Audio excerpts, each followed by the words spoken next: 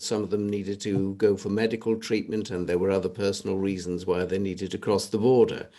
And the committee felt quite strongly that this is something that they wanted to raise again with the Foreign Office, because the impression had been given that these were just minor problems, whereas we're getting such a lot of reports that we feel that it's worth looking into further. And that's why we wrote the letter.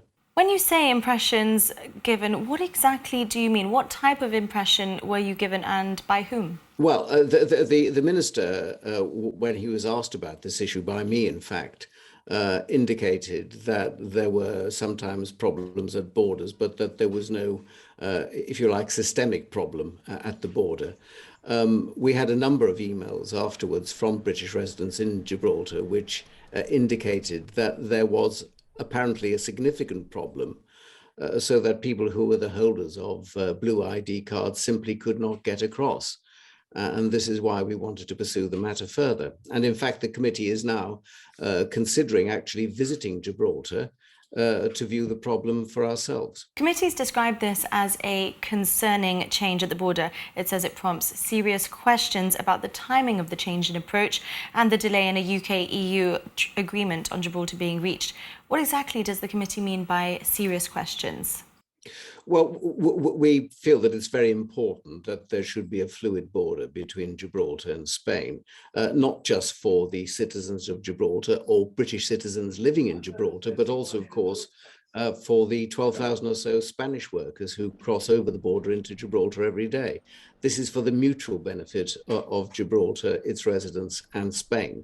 And we were concerned that that the arrangements which had apparently been prevailing since Brexit was completed was now being changed, and it was being changed unilaterally by the Spanish authorities.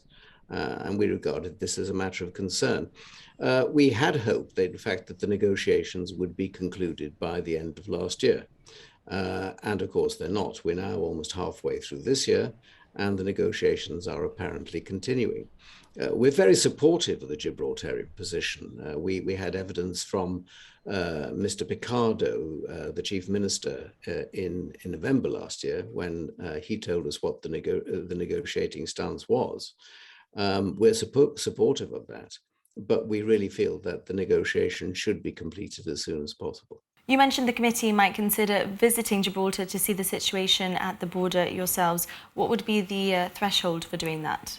I think that the committee is at the point where it thinks it would be desirable for us to visit Gibraltar.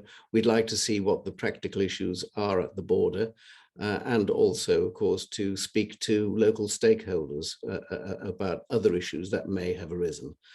I think it would be a good time for the committee to go, and it's probably the case that we shall be paying that visit.